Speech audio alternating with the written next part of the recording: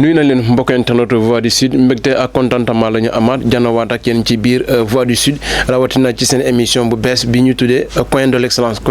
nag di émission bi nga xamante ne Voix du Sud moo leen ko jagleel ñu ci fas yéene nag dalal ay kàngam ñu ci mel ni ñi nga xamante ne ñoom la ñu fas yéene dalal tey ay kàngam ñi nga xamante ne dañuy gis ne seen parcours déjà buñ ci waxtaanee mun na inspiré ñu bëri ndax jaar-jaar bi nga xamante ne moom moo leen di yóbbu ñu toll fii nga xamante ne foofu lañ daal di toll ba tax na nag tey ñu fi dalal ay jeunes ñi nga xamante ne seen parcours moo leen tax a toog fii ñu toog nii tey dama leen di nuyu kenn ku nekk bàyyi leen après ñoom aussi ñu nuyoo ak yéen dama koy commencé nag ak ki nga xamante ne moo di Aminata Lucie M Seck Aminata nuyu naa la. fay naa la Ange. di nuyu auditeurs yi ak auditrices yi képp ku may déglu rek nuyu naa la jox la sa wàccuwaay man la Aminata Lucie Marthe Seck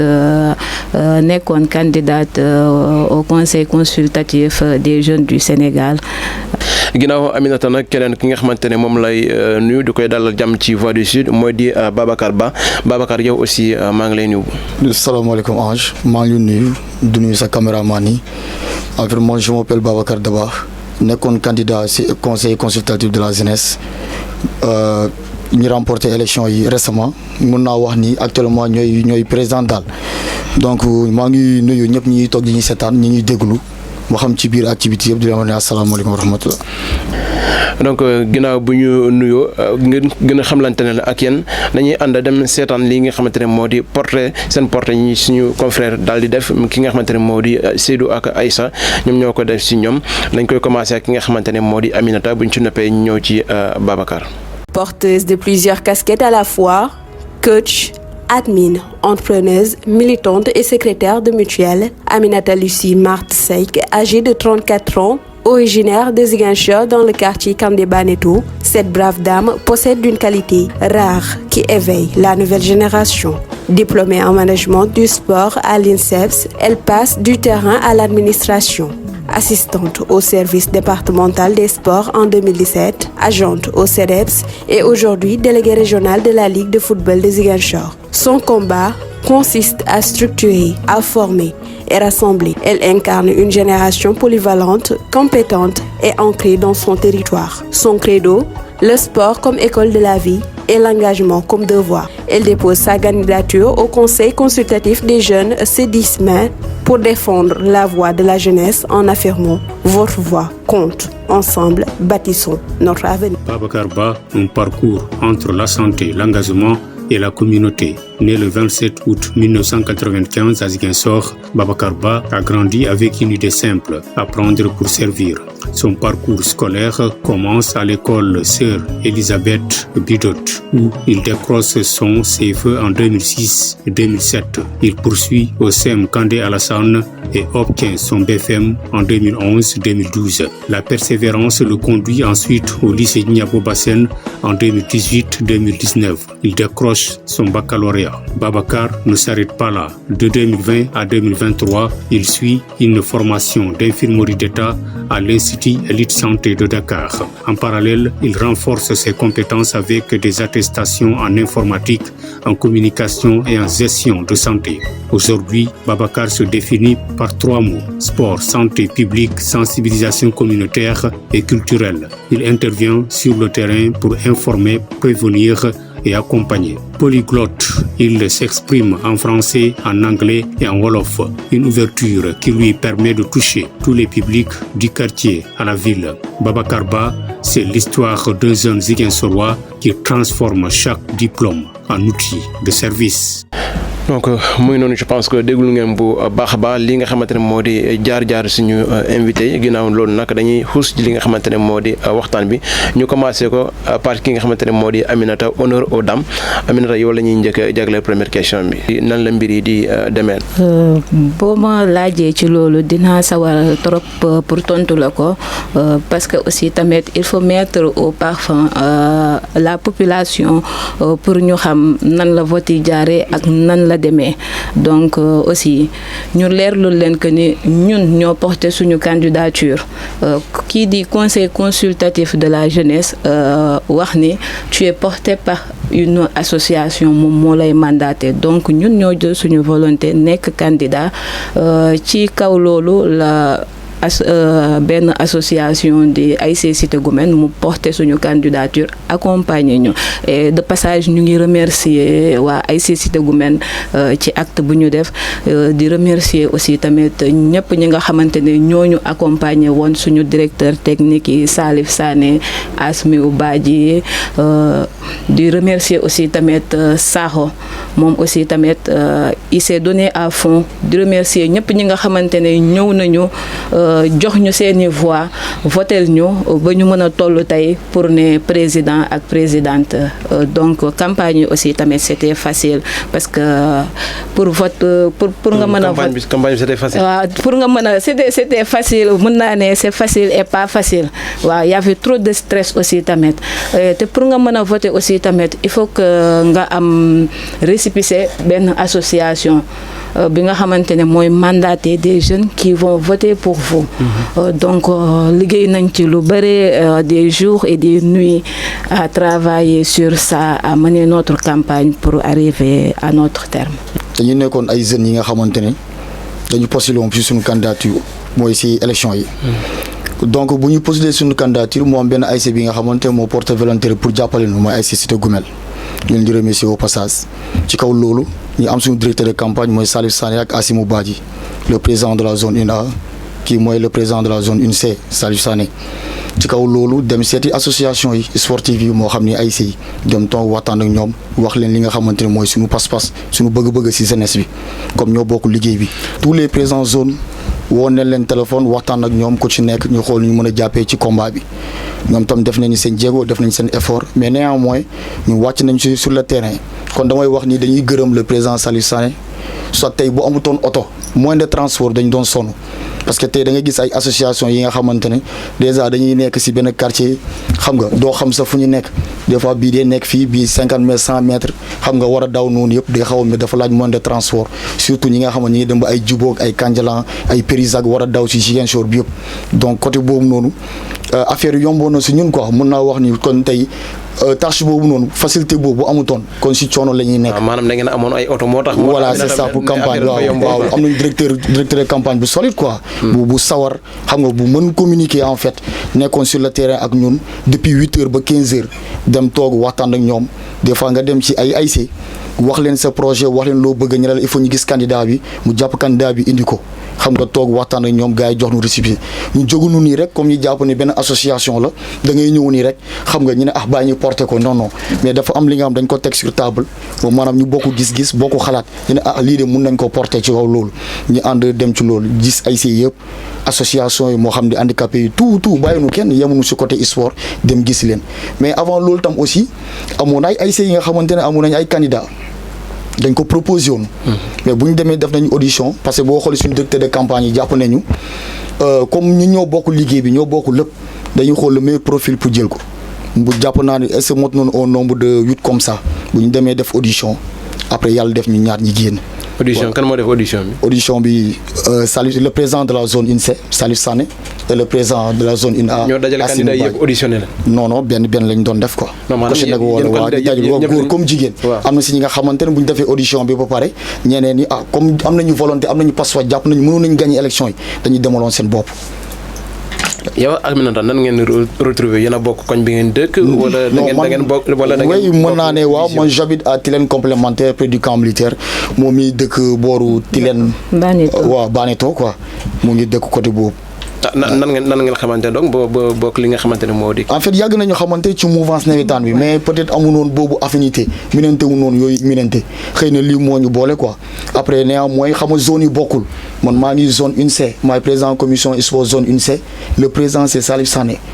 le président zone 1A c'est Assimou Badji donc kii moo nekk président section féminine zone 1A voilà c'est ça. donc même yeneen ASC yi nga xamante ne ànd nañu ak ñun te voté nañu ak ñun ku si nekk da nga proposé ay candidats donc bu ñëwee ñu toog si audition ñu jàpp ni carrément ñii mën nañu porter affaire bi ñu porter affaire bi ñu rangé ñoo suñu ginnaaw waaw noonu la ñuy defaree coalition bi ñu toog waxtaan ñu bokk benn gis-gis benn vision xam nga ñuy wootee si benn langue. donc loolu yëpp après audition bi la quoi après profilage. waay c'est ça waay. lay gars yi gis ne yaa Aminata xëy na mën ngeen porter. waay quoi c'est ça. donc ils se sont pas trompés quoi. parce que dem ngeen ci élection nga ñu ngeen premier tour bi. yaa ngi ma doon maa ngi ko bëgg laaj sax maanaam yéen ban genre discours ngeen tenir ñi pour ñu am seen li nga xamante ne moo di confiance pour fal leen par rapport ak li nga xamante ne moo di commune bu Ziguinchor. quoi discours bi mooy ñun ñëpp ay jeunes lañ.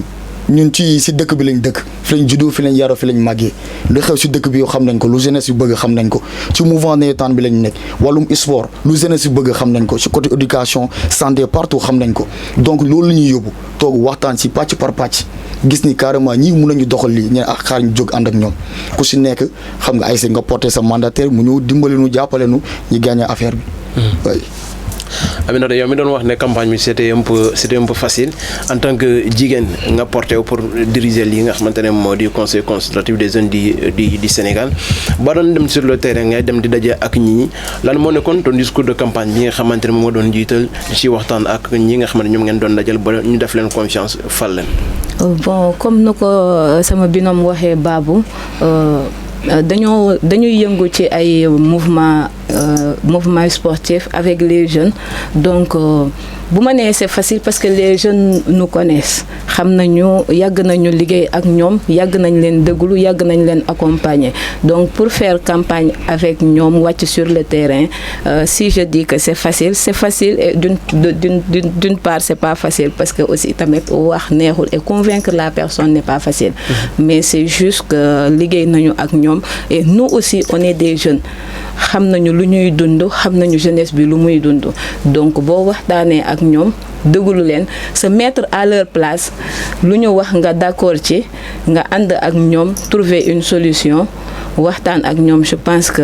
ñoom dinañ la jox kàddu parce que nit ki aussi tamit si tu te mets à sa place moom il a confiance en lui et il a confiance en toi même qui se met à sa place pour mu mën laa jàppale une fois ci li ngay dem parce que day xam ne kii su ma ko jàppalee dina ma jàppale parce que déglu na ma et il s'est mis à ma place pour comprendre ma situation et pour comprendre nan lay dundee donc ni may dundee peut-être moom tamit mu ngi koy dund une fois au pouvoir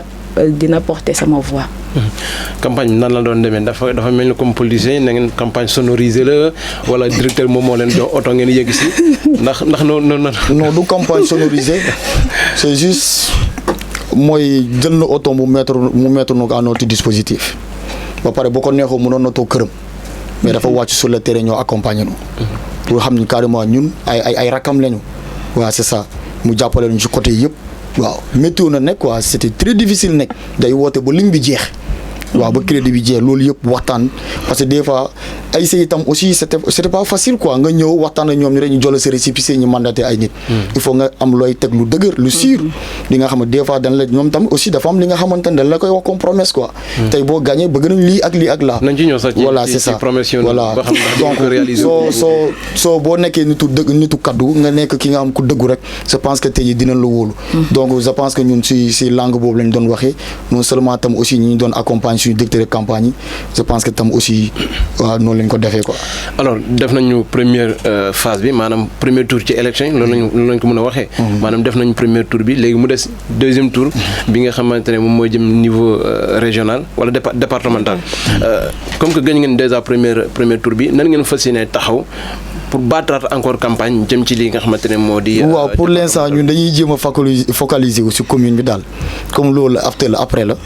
waaw dañuy jéem a focaliser wu si commune bi. commune bi gañ ngeen ko. gañ nañ ko ba ñu jéem a concentré wu si loolu après buñ ci aguerre dinañ ci communiquer incha allah.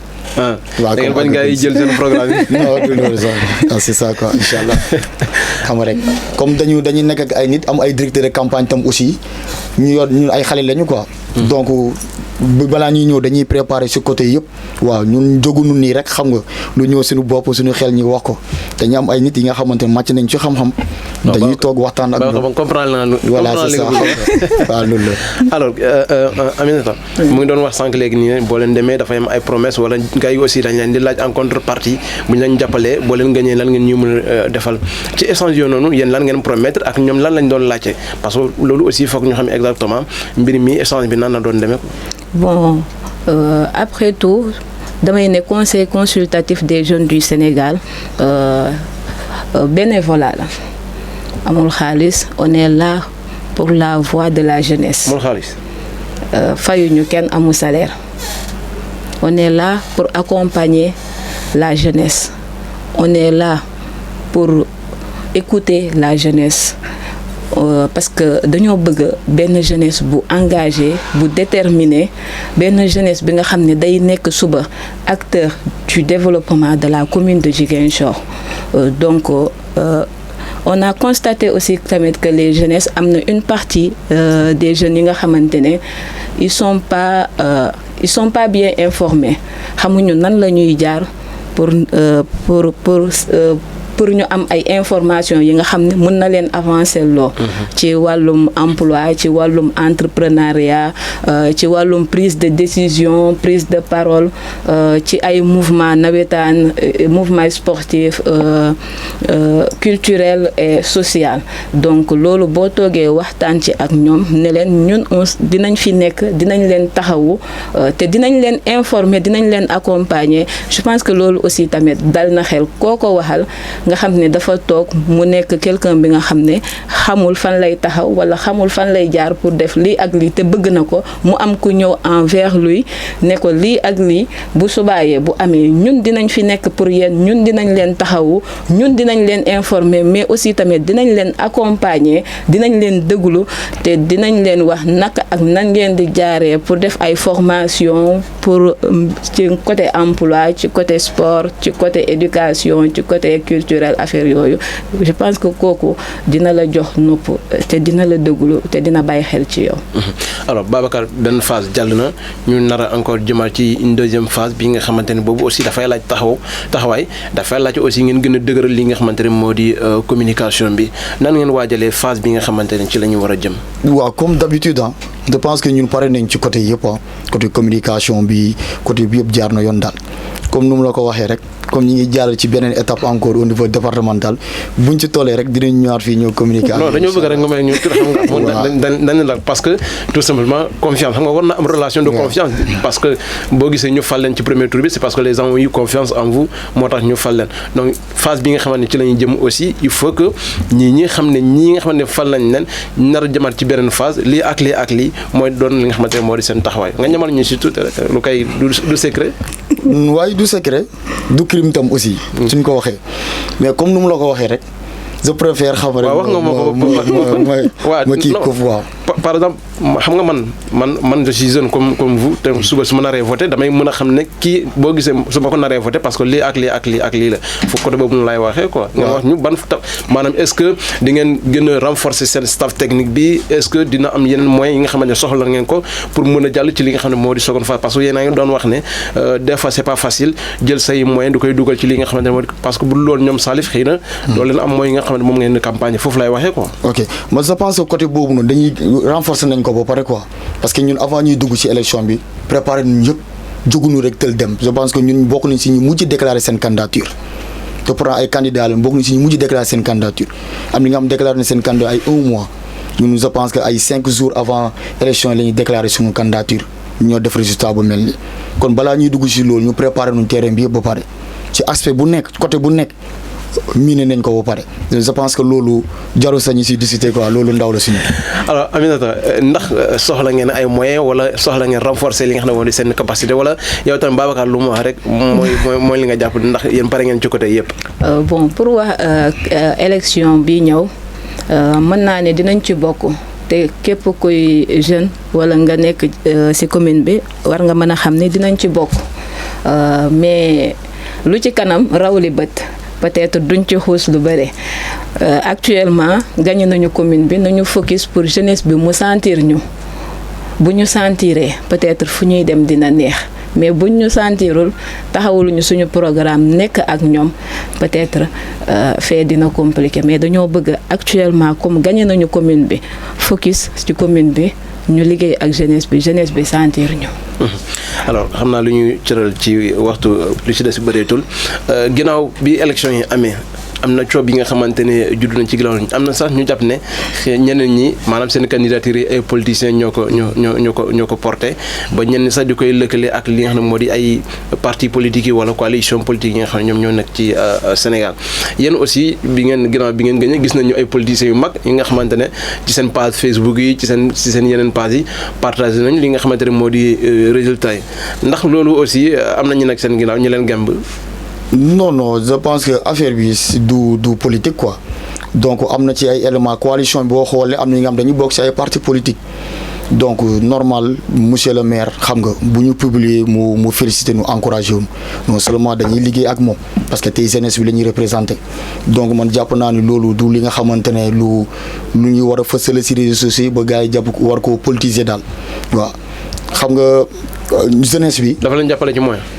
non jàppale wu ñu si moyen comme nu mu la ko waxee rek ñun suñu directeur de campagne yi ñun si ñooñu la ñuy focus si ñooñu la ñuy wax. je pense ñun ñooñu la ñuy àndaloon suñu campagne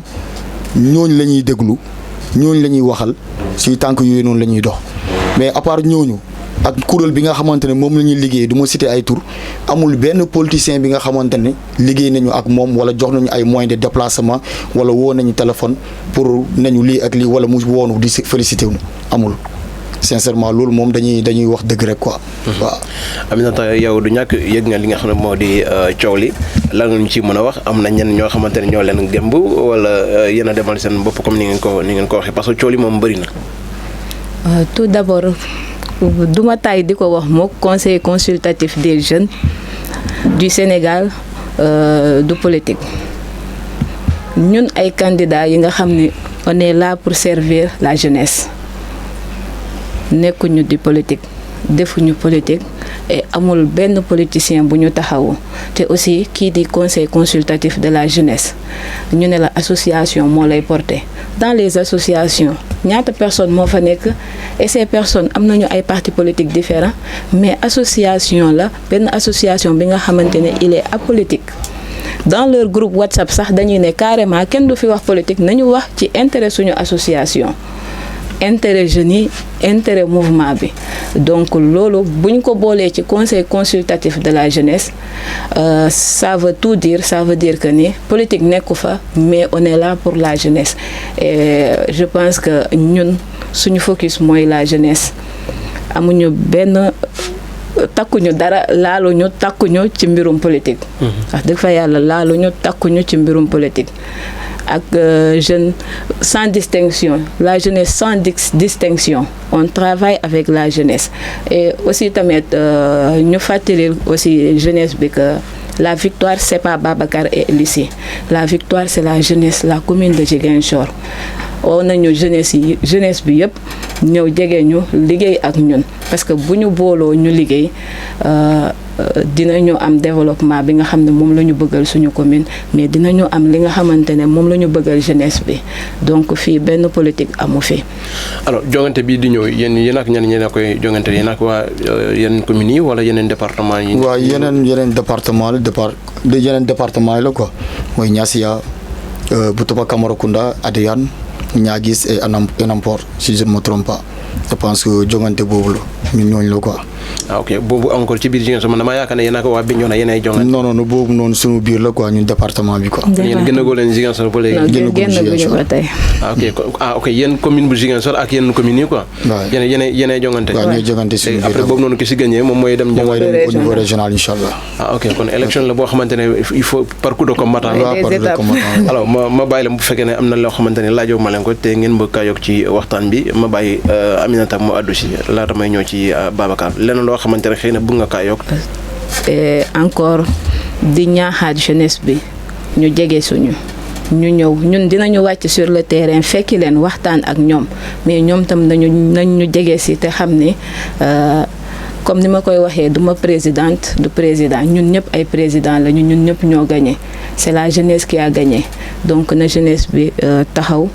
ñu boole suñu doole liggéey pour développement wu commune bi incha allah aussi tamit bu ci yàlla àndee ci lu ñuy ñëw yëngu bu ñu ci yàlla mayee ba tey ñun ñoo koy liggéeyandoor ak ñoom. aussi tamit ak suñu coalition bi ànd liggéey suñu gox. alors Babacar yow aussi. waaw man lu ma ci yokk mooy. ak message bi ngay lancé aussi. waaye message bi lu ma ci yokk mooy en fait ñun si mouvance nawetaan bi lañ nekk te mouvance nawetaan boo xoolee dafa regrouper association yu bëri mais ñu bëri dañuy jàpp ne si côté sport rek la ñuy yëngu te néanmoins am na yeneen affaire de responsabilité yi nga xamante ni mu ngi ci biir yooyu mais nañuy expérience yi su ko defee ñun bu ñu wàccoon tey sur le terrain dinañ mën a dimbali seen i bu baax a baax dinañ leen fekki toog waxtaan ak ñoom si secteur bu mu munti doon moo xam ne ñu ñu voteloon ak ñu ñu votelul ku si nekk dinañ la fekk si waxtaan ak yow bu lépp jeex rek ñoo bokk Ziguinchor donc lépp lu jëm ci wàllu emploi lépp lu jëm si wàllum formation dinañ ci def suñu kat lay kattan ba ñoom ñu gis si seen bopp parce que ñu nekk lu fi suñu bopp ñoom lañ fi nekkal dañ koy def lu jëm tam aussi si wàllum sport dinañu fexe association sportive mooy ay CI dañuy fexe tey jii institution yi mag lu jëm moo xam ni zone yi ODCAV ORCAV dañ jéem a def tout ba liggéey ak ñoom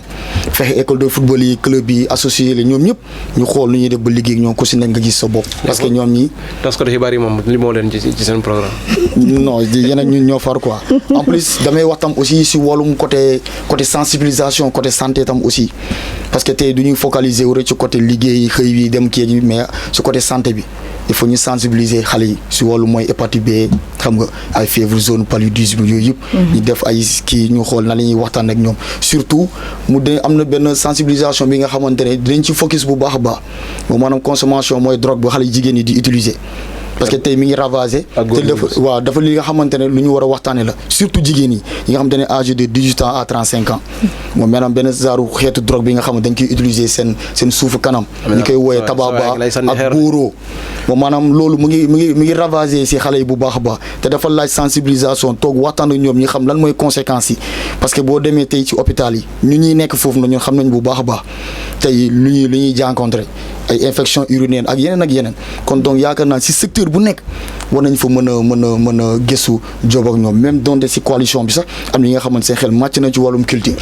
am na ci ay professeurs yi nga xamante ne ay prof art lañu ay musique donc foog naa ni pàcc bu nekk ku ci nekk lu ñu la war a dénk rek dinañ la bàyyi nga def ci sa effort ñu doole la fësal la ba gars yi xam ne carrément ñu lii moo ñu fi indi incombre jeunesse moo ñu fi indi mais pas suñu bopp waaw loolu bokk na si suñuy objectif yi nga xamante ne incha allah dinañ ci góorgóorlu quoi. am na solo bu baax a baax donc maa ngi leen di gërëm à travers li nga xamante ne moo di seen parcours mais aussi di leen di féliciter bu baax a baax ci ndam bi nga xamante ne am ngeen ko di leen souhaiter bonne chance. pour li ci des. di am yaakaar ne rek di ngeen porter la voix de la commune de Ziguinchor mais au-delà de Ziguinchor di ngeen porter la voix de la zone du Sénégal parce que déjà li nga doon wax par rapport ak sensibilisation yi nga xam ne war nañ kaa def jëmale ko ci mbirum consommation drogue bi alcool bi mais aussi yeneen sensibilisation yi war a def ci feebar yi parce que bëri na tey ay nit yu bëri nga xamante ne xëy na ñu ngi toog seen kër yi feebar mais amuñu moyen wala xam ñu ci yenn structure leen war a jaar pour ñu jàppaleen donc vraiment loolu moom lu ñuy mën a rafetlu la te yaakaar nañ ko ci yenn déjà je vois que voilà en tout cas ci côté communication moom vraiment macha allah ñu leen di souhaiter vraiment bon sens yenn mbokk internautes yi aussi gërëm nañ leen bu baax a baax ci teewlu bi nga ñuy teewlu as may ñu remercier tuuti wax dañu remercier quoi waaw ñu ngi remercier le président Sakho même donte bu dee si suñu communication lu bëri dañu tudd turam ñun ay doomam lañu ay jarbaatam lañu waaw donc si ñoom tam bokk nañ si ñi nga xamante ne dimbale nañu quoi dem fekk leen toog waxtaan ak ñoom ñu jàppale ñu waaw c'est ak monsieur Arfan Camara le président de l'ODCAV le président Zulba Sanchaba ñu ngi koy jar ba Mathieu ñoom ñëpp ñu ngi leen di nuyu waaw di leen di jar bu baax a baax surtout le président Salif Sané zone 1C Asimou Badji jàpp nañ ci bu baax a baax ñun seen loxo la ñu nekk seen loxo dañuy jàng daal. dañuy jàng te je pense que depuis ñu ma cité ci kaw ba ci suuf ak ñi ma fàtte yëpp je pense que dinañu dimbali ci combat bi pour jeunesse ñi gis ci seen bopp d'autant plus ñun ay si lu ñu nekk nii ça concerne la jeunesse quoi. waaw donc ñu ngi leen di remercier bu baax di leen di jaajëfee quoi di leen wax ni kontaan nañu trop macha allah quoi. Aminata yow aussi am nga ku may remercier. waaw may remercier ñi nga xamante ne ñooy candidat yu rallié woon ci ñun ñu def coalition ak ñoom. ñu ngi leen di remercier bu baax a baax ndax bu leen neexoon aussi ñu porter seen candidature demal seen bopp mais defuñu ko wàccee nañ seen bopp ñëw fekk si ñu di remercier aussi tamit sama benn xarit sama confident Jean il a tout fait mu ngi ak ñun chaque jour ma woo ko Jean foo tollu Jean nii moom aussi tamit de passage maa ngi koy remercier bu baax a baax ndax bokkoon na ci staff bi jàpp na ci liggéey bi di jaajëfal ñëpp képp ku ma tuddul rek maa ngi lay remercier comme nu ko Babou waxee grand yi mu cité yëpp maa ngi leen di remercier di sandi benn kaddu bu ndaw aux femmes bu leen toog jàpp seen jàmbur di xaar jóg leen liggéey. Babacar nee na yéen ay consommer drogue bi. waaw loolu la wax te ñun ñoo ko def aussi tamit ñun jigéen ñi de nos jours dañoo bëgg lu yomb torop c'est pas pour wax leen lu ñaaw mais c'est juste pour wax leen ni il est temps. am na solo. il est temps ñu jóg. ñu liggéey xam ni toogaay bi amul njëriñ boo toogee da ngay fainéant boo toogee boo amul looy def da ngay wayadi da ngay dugg ci li nga warut a dugg donc jigéen du pour ci kër. jigéen du pour toog ci buntu kër ku romb may ma 200 ma jënd ataaya chaque jour bu ko miinee ci yow da nga koy tijjil buntu pour mu yab la donc nañu jóg ñu liggéey comme ni ma ko yàggee wax avec 3000 francs tu peux entreprendre avec 10 000 francs tu peux entreprendre jigéen yee nekk ci marché bi mère yee nekk ci du ma ne jigéen yee nekk ci marché bi mère yee nekk ci marché bi te ñun jigéen ñi nga xamante ne ñu ngi toog amuñu liggéey pour le moment nañu dem ci marché yi. benn jigéen a ngi taxaw sa waaw parce que moom mu ngi liggéey moom mu ngi liggéey j'insiste sur ça. parce que bi may def université bi ma paree université je travaille à la DAF ma nekk DAF contrat bi jeex ma nekk Dakar bon nekk naa fa contrat bi jeex na pare naa université pare naa sama licence amoon pare su continuer master ma toog Dakar aw ma dara lu may def ma ne xaaral ma dellu suñu kër ma dellu sama dëkk bu ma fi toogee dinaa fi def li ma warut a def ndax yoruma xaalis bi ma ñëwee Ziguinchor dama doon xëy fajar di dem ramasser pamplemousse ak orange pour ñëw jaay lan lañ ma wax sama koñ dem na université jàng na am na diplôme et pourtant mu ngi jaay pamplemousse te pourtant maa ngi jaay di déposer samay dossier bañ may ñaan bañ ku ma yab bañ ki may tijjil buntu chaque jour ñuy ñëw di ma manquer respect donc di ñaan jigéen ñi nañu gëm seen bopp xam ki ñu doon xam valeur u jigéen xam statut jigéen ñu jóg ñu liggéey te bañ toog di tàllal loxo. en tout cas daal vraiment message bi jàll na tey am la solo bu baax a baax ñu ngi leen di gërëm encore une fois ci seen teewaay bi rawatina ci waxtaan bi nga xamante ne moom la ñu doon amal je pense que jeunesse bi naan leen defaat encore confiance parce que li ngeen fi wax yu am solo la mbokk internet yi yéen aussi cant ak ngërëm ñeel na leen bu baax a baax ñu jox leen dig daje ci beneen jotaay xibaar incha allah ci beneen coin de l'excellence ak yeneen invité yi nga xamante ne xëy na waxtaan bi ñu fas yéene amal ak ñoom nañu gindi bu baax a baax ba beneen yoon incha allah.